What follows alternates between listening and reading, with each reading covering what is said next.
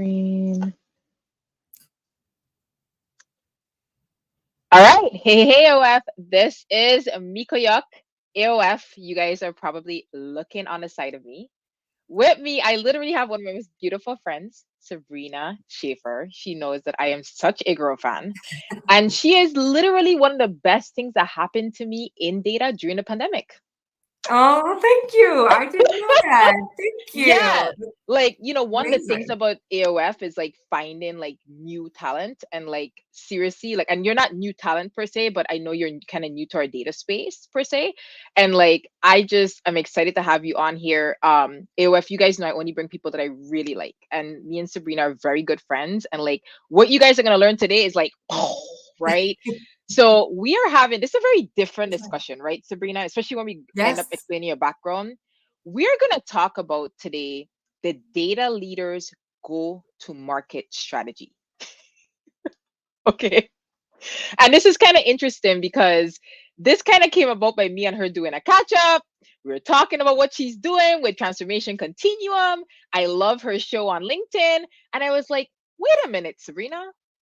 My data leaders are always launching products, initiatives. They're basically in sales, right? And when I listened to what you were talking about with what you're doing with your enterprise clients with Continuum, I was like, boom, we have to bring this to the podcast. So anyways, without further ado, this is a very special podcast. I want to introduce to you the lovely Sabrina Shafer. So why don't you start off first by telling AoF something about yourself that most people do not know? Okay. Well, first of all, thank you for having me. And you're right. This is a very unusual topic, but it's time. It's time. So I'm excited to get into it, and we will in just a second. So what do most people not know about me? This, I will tell you this. This used to be one of my most challenging questions. About 2 years ago, I started something that I now lovingly dub Fear Forward. And for the longest time, I hid a lot of parts of me that I thought maybe people would feel bad, or they would give me special treatment because, they kind of maybe pitied me or something like that. And one of my biggest fear forwards, I remember I was just about to get on stage. One of my fear forwards was singing in public, and I sang in front of like 30,000 people. I ran the Chicago Marathon. And in that same week, I revealed that I am not only an immigrant, but I was homeless as a child. And for so long, I hid that because most people, they judge you outside of my family, just didn't know. And I was so worried about, they're gonna think or give me, oh, look at that. They're gonna give me some kind of special treatment. And I didn't want that special treatment. I wanted to show up based on my merits, based on my drive, based on my team. And, the more comfortable you get in your skin, the more I've been doing this Fear Forward thing. It's now blown up, and it kind of has a mind. Amazing. All in and of itself. But I would say that's something that most people don't know about me is, kind of my early childhood, being an immigrant, being homeless as a child, and then really having to bring myself up, and the only way I did that is by surrounding myself with incredible people, including yourself. I mean, we connected instantly years ago. Well, I'm going to get into that. So, just a slight derail how we met. Like, we were in Big Sky, Montana. Yes. On behalf of a bank, advising startups, right? Right. Yeah. And like, I see this beautiful lady with this cute little bag going across with this cute little dog. Okay. I'm first time in Big Sky, Montana. And I realized that we're like on the same side of the team, right? So we're like on the advisory side, and we didn't have any meetings together. And then finally they did the social event. And I just remember seeing you. Remember we went on that bus, we had to go like way far out. Yes. And the bus ride was like, what, 30, 40 minutes? It was a little, it was a ride. And we just couldn't stop talking. Right. Yeah. Like, great. And we just kind of like hit it off. And one of the things that I really got about you, like off the bat, because I'm a good judge of character, I'm like super smart, super down to earth. And then AoF, I figured out, I learned that this chick is dynamite. She used to be a lawyer, okay? Like, there's so many facets to you that like used to be in politics. Like, overachieve isn't like, ladies, let me tell you, Sabrina sets the bar Like, I was You sitting there and me like, oh my both. Lord. You and I'm me like, both. no, I was like, what have I done with my life? Like, oh my gosh. Okay, so let's talk a little bit about, I know today you are the CEO of Continuum, but seriously, your background is dynamic. So just take 2 minutes to tell AoF a little bit, just go back to like, you were a bar certified attorney for 11 years, right? Before you got into data. I think you got bored with that. You're like, I'm done. You then worked in politics, right? In Chicago, right? I did work for the governor on his legal staff. Oh my That was gosh. very interesting. And a lot of my dear friends are still politicians and, from a federal and state and even local level. So I did Wow. dab a little bit in politics. I have a degree in it. A lot of people like to tease me. I love to get degrees. I love to learn. I'm You do. obsessed with learning. That's just my jam. I've been like that. I love it. I was the kid. So I started college at 16 and I graduated early, not because I'm smart, because I was always reading ahead, because I was Same always here. just curious about, okay, well, what does this mean?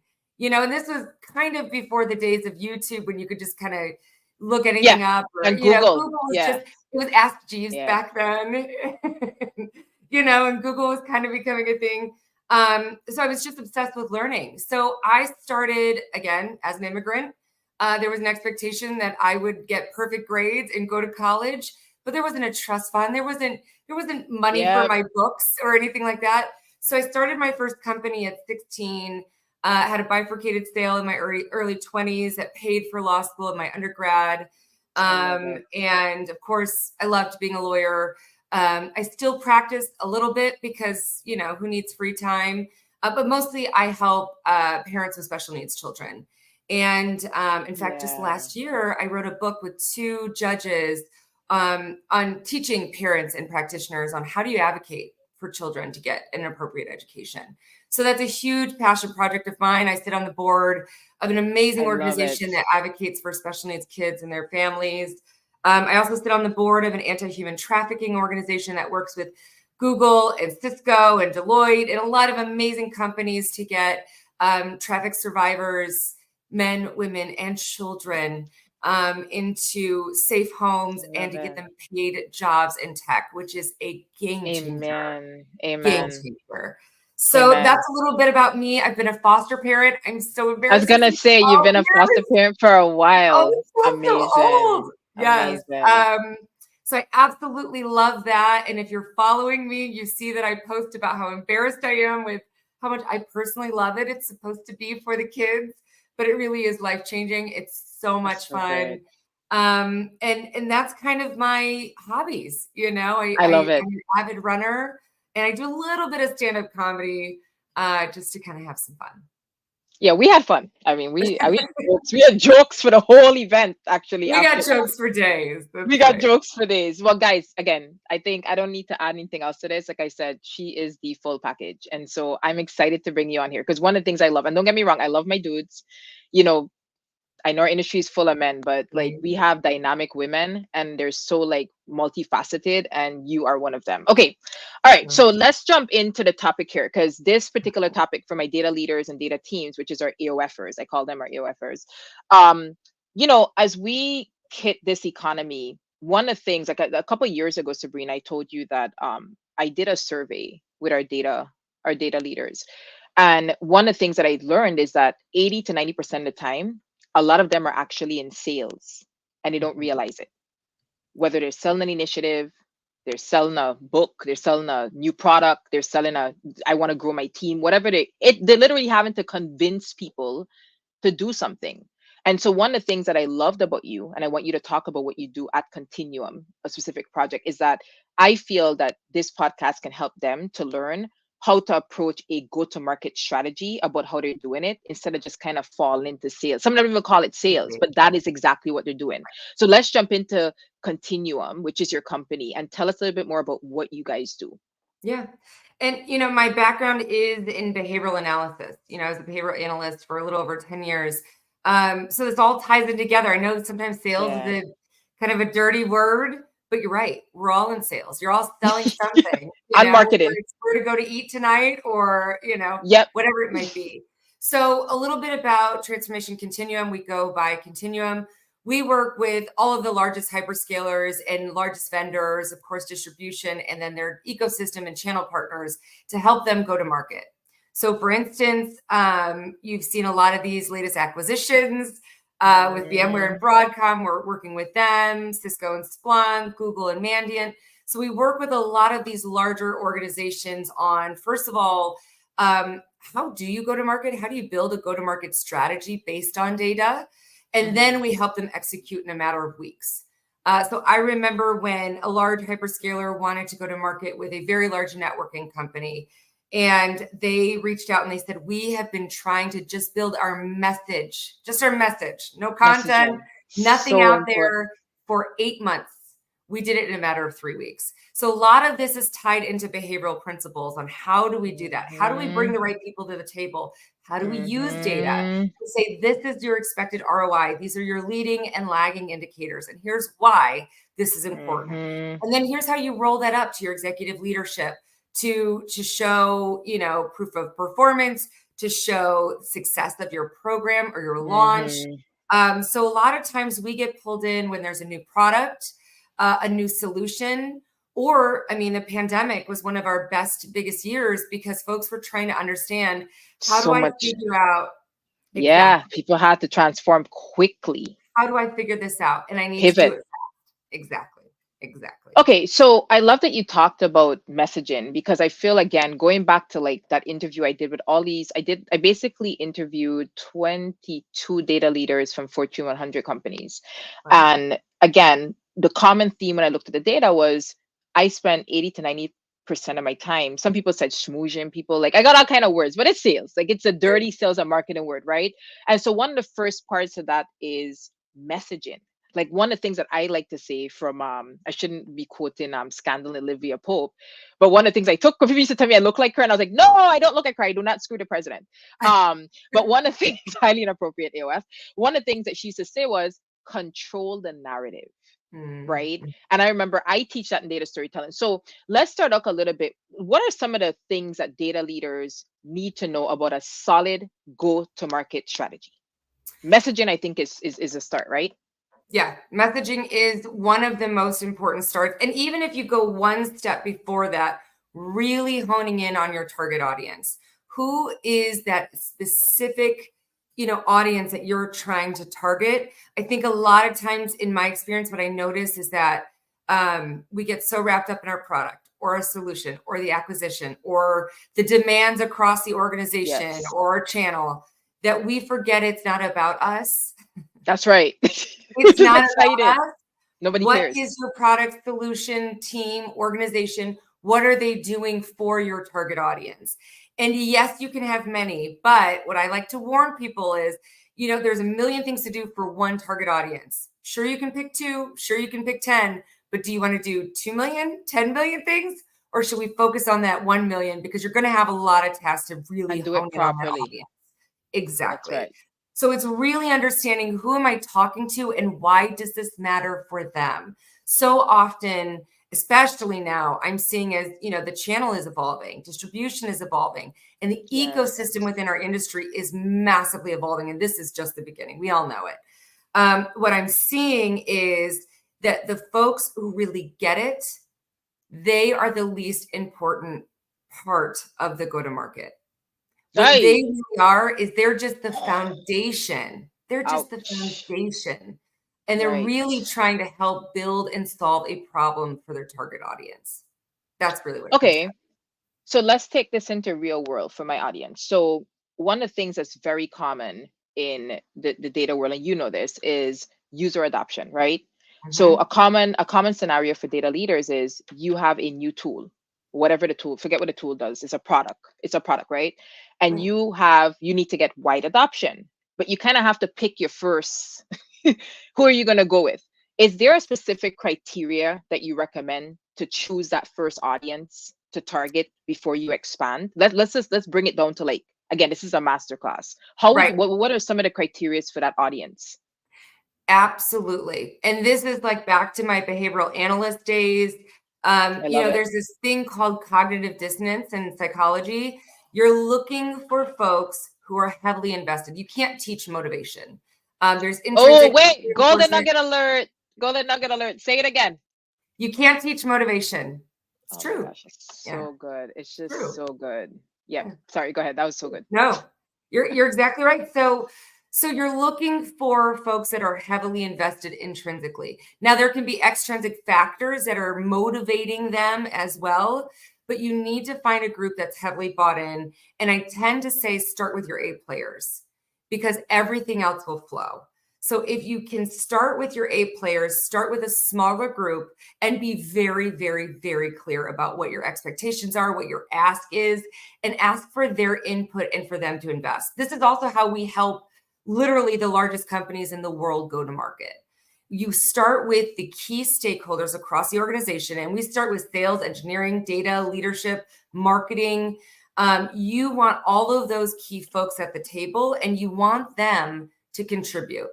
And that kind of goes back to the cognitive dissonance that we talked about. The more someone is invested and the more they feel like they are part of the process, the more they're bought in. It's the same reason.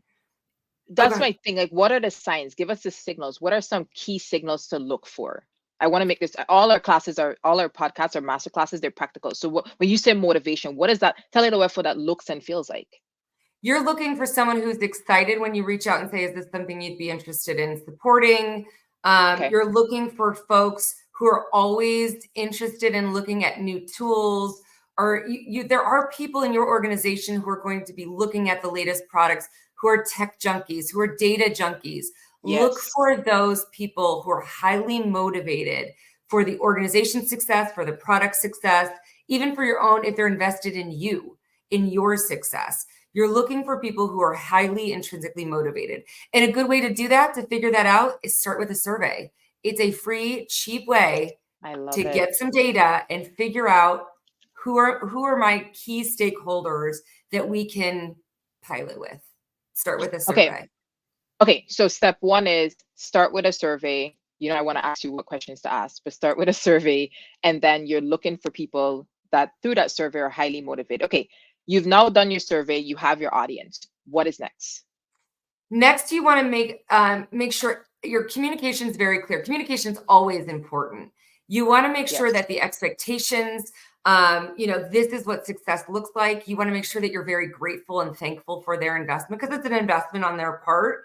And you want to help make sure that they're able to have a message or be able to communicate that message, the value of what you're trying to drive, the importance of what you're trying to drive, the success of what you are driving, and then the sort of plan, the roadmap going forward. You want everyone to be able to communicate that. Otherwise, you're a bottleneck and you're going to get in the way, and you're absolutely set up for failure. So you want to make sure you have that clear set of communication, of expectations. And again, this is not just a dictatorship. You want engagement, you want questions, you want ideas.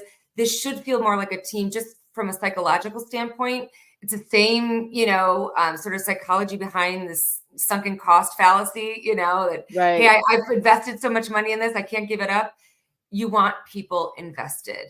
And then third, you want to start giving accolades. You want to, again, it ties into communication. You want to continue to give accolades for people or recognition for folks who are driving whatever that mission is, whatever that go-to-market is, whatever the solution is, whatever the tool is. You want to make sure that you're giving recognition for that.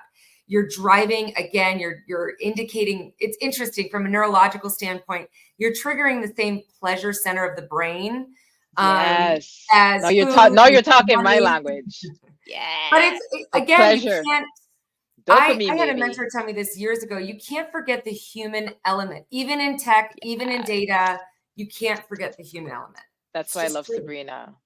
AoF, you guys know, if you've been to my data storytelling class, you guys know exactly what she's talking about. If you've been to my keynotes, I put that picture of the brain up and I tell you, unless you can appeal to that part of the brain, I think your initiative's dead in the water. Like exactly.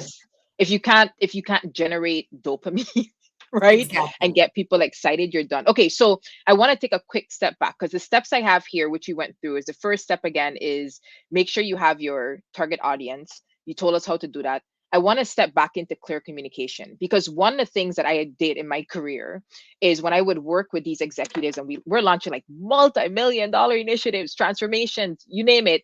I always would say we have to control the narrative. And we would spend an insane amount of time coming up with taglines that you could talk Yes. about at the water cooler. Yes. And we wanted to say it so often that people could just say, hey, have you heard about? So help AoF kind of, I think you're talking about the same thing. Could you give us some practical steps in how you approach coming up with that? I call it the elevator pitch. Yeah, exactly. Yes, absolutely. So now that you know your target audience, whatever it might be, to your point, if it's a major transformation, if it's a new tool, a new solution, now that you know what your target audience is, and again, it might be external, it might be internal based on your role and what you're trying to achieve. Now, to your point, you're coming up with that elevator pitch. Again, you're using their perspective. And this is another area where you can use data. Yeah. Yeah. Wait, keep going. I like this. This is another place where you can use data to really understand what's important to them. And that's exactly why you spent so much time building that out, because that's the foundation. And again, that goes back to giving accolades. You want to give recognition to people who are spreading and evangelizing that message and helping you be successful. So building out that elevator pitch, you're going to look at things like, how do we compete? Why is this important? Why is this important for that target audience? Again, don't go into features. Don't go into why, it's irrelevant at this point, because we really only have two things. You've got value or cost. So, if you're going to go into features, you've now limited or at least decreased your value, if you're looking at a scale. So you're really looking at those key factors. What are those things? And looking at the data. What are some of those leading indicators to show that you are being successful? What is that going to look like? So you're communicating not only, here's our elevator pitch, this is why this is important to you, but also this is what this is the roadmap. This is what we expect. And this is how we're going to communicate with you. And then to your point, you want those little pitch, those little 1 or 2 nuggets. And that can become your outline. And then you can click a layer deeper as, leadership or other teams are asking for that data or that information. But you want to have those highlighted 1 to 2 sentences about this is why. And I think it was Abraham Lincoln, maybe not. I'm not sure. I love it. I would have written you a shorter note, but I didn't have time. It's hard work to write things succinctly. I took a whole year of just legal writing in law school on just how to write things succinctly. It's a task. It's a skill. And frankly, there are organizations that make a lot of money to just do that, Continuum included. So you're building out what are those key hooks that really stick with the mind. And there's a lot of science behind it. I know we don't have a ton of time right now, but there are ways to go about that. So for instance, folks are more likely to gravitate towards odd numbers. So these are the 3 blah, blah, blah, blah.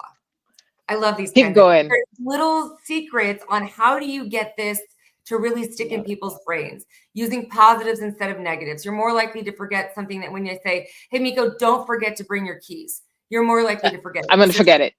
That's right. Versus, hey, remember to bring your keys. Just that little words matter. Gosh. And this is why I love comedy. This is why I love, public speaking, because those little words matter. So you're looking at when I say build out your communication, you're getting very, very granular on, is this exactly what they mean? And there's a lot of research now. You can figure out, in fact, we do a ton of our work is around hashtag research and understanding what are those target audiences talking about? What are they researching? It's all out there. So you can figure out what are those key words that are going to appeal to them. Here's the other thing. The more you see something, the more you like it. It's called the mirror exposure effect. It's the reason why you like a song the 3rd time more than the 1st time you heard it. So if you can find language that will appeal to your target audience, it will automatically be more normalized and accepted in their brain than if you try to introduce a new concept.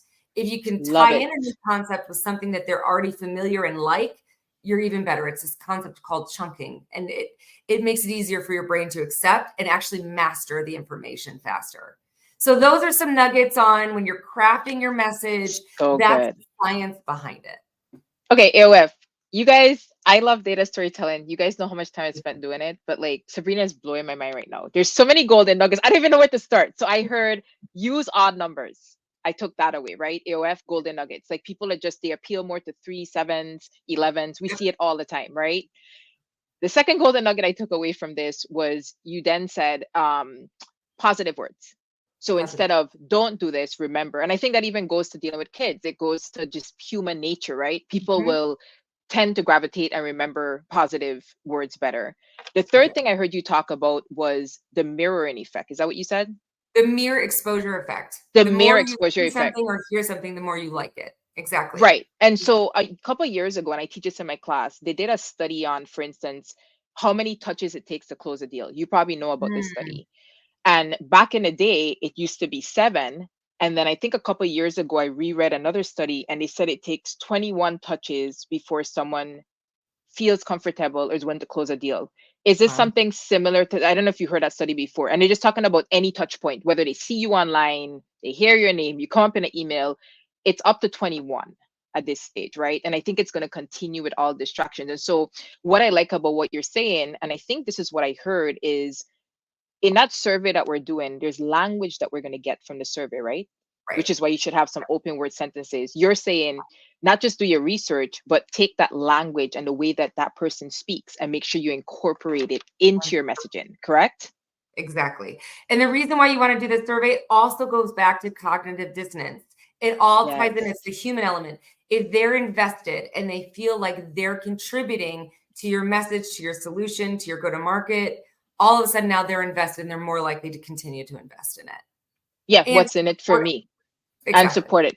And then the last thing you mentioned was chunking. I've never heard of chunking. What is chunking? So the way the human brain works, and it's interesting, and we're still learning a lot about how, especially like working memory works. We know short-term memory, we know long-term memory, and then there's this fuzzy little space in between called working memory. The way it works is your brain learns faster, not just learns the concept, so mastery, but generalizes a concept. When it's attached to something, you know, that's why we do better when we hear stories, because it's chunking to something personal. See, there's science behind all of this. I love this. So that's exactly it. So if you can chunk to an experience, if you can chunk to, now a lot of times we see this, especially in the security world right now, around fear, right? We're trying to instill fear because that entices that emotion. Yes. I have opinions about that. They're personal opinions. Of course, fear works, but there are other ways that work that are not so doom and gloom. But if you can attach to something or chunk to something that they can relate to, an experience, a word, a situation, whatever it might be, then that helps move it into long-term memory, you know, driving more acceptance and all of that. Oh my gosh. Again, my AoF students here are probably like going, this is why you're in love with Sabrina. I teach this stuff. I've been teaching it for a decade. I've literally been teaching the exact words to use to trigger visual memories in people's subconscious. And I tell AoF and our students, I should say, when you attach to those type of subconscious memories, it sticks. It is scientifically proven. And you're here talking about the same thing. Okay, so AoF, knowledge bomb galore. I'm looking at the time going, this is why I can talk to Sabrina all day. Need more time. So AoF, this is the point where I say, follow Sabrina. Just absolute knowledge bomb. Okay, so we went down, I think, I was so excited about what you're saying, I lost my second step. It's clear communication. And then the last thing you said, I think it was number 3, is make sure you give accolades. Could you tell AoF what that looks like? Is that like, write them up in a newsletter, some type of badge or JoJo? Is it a Stanley Cup?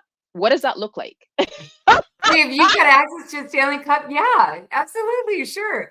And kind of back to communication, remember, a lot of people try to shove in as much as they can. You really only remember about 30% of what you hear. 100%. So you're really focused on what are those key important points. And then the accolades goes, again, back to cognitive dissonance. But the accolades are about the folks that, you know, that early pilot group that bought in and helped evangelize what you were doing. And then those early maybe stakeholders that are also helping you be successful. So you want to continue. Again, it goes back to communication. Communication is so important. That's right. You definitely want to be able to recognize them within that small group And then you want to recognize them in front of their leadership. One of the worst things you can do as a leader, as an individual who's trying to drive a go-to-market, which to the beginning of this, we're all driving a go-to-market. There's always something we're trying to sell. One of the worst things you can do is say, I did this, or I feel this way. It makes you feel good in a lot of ways, but it makes the other people feel, there's this thing called groupthink. It makes other people go, well, why isn't anybody else bought in then? Why isn't anybody else? Where if you go, oh, no, Miko did this and she's exceptional. And this is the results we got with this. And look at this is the roadmap. And we're actually getting there 20% faster because of what John did over here and Deirdre did over there. The more you can pull in, they go, oh, wait a minute. Other people are bought in. There's something here I need to be bought in. It's the same reason why, when something is like the hot ticket item for Christmas, everybody wants it. It goes back to groupthink. The more somebody wants it, or the more there seems to be a demand for something, people get excited. So it's the worst thing you can do. It's also a terrible human thing to do, which is take credit for something that you need other people to do. There's no way you can exist in this where we are meant to need people. So give accolades, and then just to that internal, like smaller group, but then also give accolades and recognition to the folks that are helping you be successful, to those key stakeholders. So in some cases, it might be to a strategic partner or an alliance or a strategic stakeholder, a group. What can that look like? Really, this goes back to what feels good to them. It's not about you. So it's that group. And I've literally done surveys with my internal teams and, customers, which is, what would you rather have? And there's a lot of data about that too. Sales folks would rather have non-taxable, funding versus swag. Engineers would like to have, there's just certain, criteria that generally, what they like to have. Wait, hold on. Don't cut that off. What do engineers want? Because we got a lot of engineers in here. It's the same reason at a conference, you see these giant lines for like a foam finger or whatever. They like the swag. They like the swag. I'm one of them. I'm so bad. Yes. You're not bad. It's just human psychology. That's how it works. I love it. And by the way, you could have a foam finger at booth A and a foam finger at booth B. If there's more people in line or around booth B, it's the exact same foam finger. People stand in line longer at foam B. That's exactly right. B. Yeah. Because of what they see is what they perceive, right? Perception is reality. Exactly. So again, you're trying to figure out what would feel good to them. I learned this from Dominic Delfino. He's the CRO of Google Cloud Security. He told me this back when he was the CRO of Pure Storage. And he's a very good friend of mine, an incredible mentor. And he said, I incentivize my team in some of the most unique ways. And he really does. It's so cool. Sometimes it's, it's wine or watches or days off or, I love it. So big in motivating your team and giving them recognition for the hard work that they do. Yes. I think you remember specifics, but it should be targeted towards that audience. Well, what's his name? Forgive me, from GE. I know you read that book where he blew up 10 years ago. He blew up the industry when he talked about his kind of like, I think it was the 80-20-10 rule, where he like gets rid of his 10%. Remember, he does not reward mediocrity, and like the 10% that performs, they get private jet trips. What's his name? I can't remember. His name's not coming to mind, but like he blew it, and people are like, how can you do that? This is corporate. You can't be getting people private jets. He's like, I do not reward mediocrity. Right. And he literally cuts off the 20 on performing percent. He has it's black and white. People lost their minds. Yeah. Right. Yeah. And so I think that I love what you're talking about, because one experiment that I remember, this is with a Fortune 10 company. If they're listening, they'll know this experiment is, some maybe 10 years ago, they brought me there's a huge initiative they were doing. And in their culture, I was in Europe. I had said, hey, why don't we give people prizes? And they were like, Europeans, it's like, wait, what? No, Miko. Right. No. Right. They're like, first of all, we have a limit. I was like, a limit? They're like, yeah, we have to go to procurement. So we went to procurement said nothing more than, I think, 99 pounds. I was like, okay, sounds like 110 US to me. I said, what happened is I was like, is it per gift or is it total? And they went back and said, let me check. They said per gift. I said, oh, that's doable. Yeah. So long story short, we had this initiative, and they, after pulling teeth, got some movie tickets, very simple stuff. They got tickets to Disneyland, like very simple stuff where Yes. they could give 3 of them, you and your Yes. family. The initiative was beyond successful. Agree.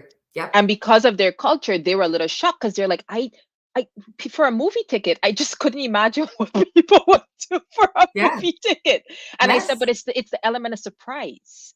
Right? Because you're conservative, because we're in Europe, they're not expecting you to give that gesture. And that in itself drove something in their brain that went, oh, this is different, you know? And so I just love that you brought up incentivizing, because I think what happens is I think people in general know not to do self-praise, but I think they forget to appreciate people and make them feel important. No one actually gives a crap about you as a human and your motivations. You'd be shocked how many senior, I work with CXOs of literally the largest companies in the world. And then of course their teams, you'd be shocked how many senior leaders go, well, when I Aye. And you're like, no, you zone out. Yeah. Now leadership is important. And I talk a lot about leadership. I've written, a ton of content around leadership and psychology behind it, all that. But again, this is about building a team. This is about building a movement and emotion. And the way you do that is by getting people together. And, it's funny you say that. It was during the whole webinar burnout, during, some of the lockdown or the shutdown. And we had a huge initiative that we were helping, again, a Fortune 3, 4, whatever they are, company go to market with. And we're like, how are we going to do this? Everyone's burnt out on webinars. Nobody wants to do a webinar anymore. Yeah. We had one Oculus. We started with, and first of all, it goes back to our first point, which is get your message right. We had a killer message and a killer delivery. We had 600 people show up to that event. It was so good and so funny. Again, well, we should talk about how humor plays into all of this too versus fear, but I know we don't have a ton of time. But it was so funny and so good. By the end of that event, we had 900 people on for one Oculus. What's that? $300, whatever it is. I love it. Again, you cannot make this up, works. Right? It does work. And some people may be sitting here and going, well, but how much for target audience? Hello, this is tofu. Tofu is top of funnel. This is the awareness game for those who don't know what this is. And in awareness, even if you came to look at the Oculus, you probably have 6 friends I want to know. Right. And again, remember, it's the mere exposure effect. It goes back to those 21 touch points that you were talking about. The more you see something, the more you like it, the more you trust it, the more you're interested in it, the more it feels normal to you.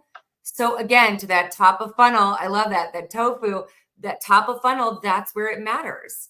And then you can start to drill down, and there's a lot of science behind how you do that and how you accelerate sales cycles and how you accelerate things like alliances and mergers and such. But really, it does come down to science. It comes down to the human psychology behind it and data. I need to teach a class with you. I am like, when I need to end this podcast, and I actually, AoF, forgive me. I forgot to thank our sponsor. Holy mother of God. We need sponsors. This thing costs money. Sponsor. Yes. Okay, so let me take a minute to thank our sponsors. So AoF, you guys know I mentioned this. I want to thank our sponsor, 𝘓𝘂. I will put the link inside of the show notes. It'll be in the comments. 𝘓𝘂 is founded by Insight Software. So you guys have heard me talk about them. A matter of fact, the history is that they acquired 𝘓𝘂 Analytics, who was our previous sponsor for a whole year before that. And so now they're talking to us. Anyways, they are the leader in end-to-end business intelligence and analytics platforms that embed. Okay, so they're in embedded technology. And I had an episode 91 with 𝗟𝗲V𝗱𝗏𝗍, who is one of their leaders in terms of analytics and data, and he kind of explained what they were doing. But the reason I like their platform is not only because they acquired 𝘓𝘂 Analytics and Dundas. I am aging myself if you know what Dundas is. Dundas was one of my first visualization loves. Okay, if you don't know what it is, look it up. You missed out. But they have a very fascinating solution for those leaders who have embedded solutions and they want a self-service platform. I'm not just promoting them because they're a sponsor. I literally watched this platform evolve, help to advise on it, and now watch them acquire it. Wow. So Yeah, I'm well vested. I saw the early days of it. So if you are interested in it, if you're looking at an embedded solution, if you have certain dashboards and reports, you're going, hey, this needs to be embedded. If you have an IT application manager, definitely check them out. Go to Insight Software. If you're looking at this on LinkedIn, go to their website, check out 𝘓𝘂, ask for a demo. And if you mention AoF, they give you the white glove treatment. I've known those guys for a while. So anyways, I just want to say exactly. So I want to say thank you to 𝘓𝘂 and that team. Let me not forget to thank our sponsors. And now I'm back, Sabrina. Okay, Sabrina, this has been just like, I have to bring you back. Like golden nuggets have been dropped. Like this is mic drop here. Good. It is just, it is so good. Okay, so we have to wrap this up sadly. And when I say sad, I'm not just saying that because I can go on all day. Let us tell, so who inspires you? So many. I am so fueled and driven by relationships, ours included. So a lot of mine are personal relationships.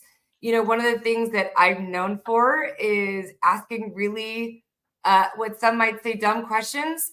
I have no shame. I am here to learn. And in fact, my podcast is literally me learning in public. It is just me asking questions that I think most people are thinking and wondering, but I'm just willing to say it out loud.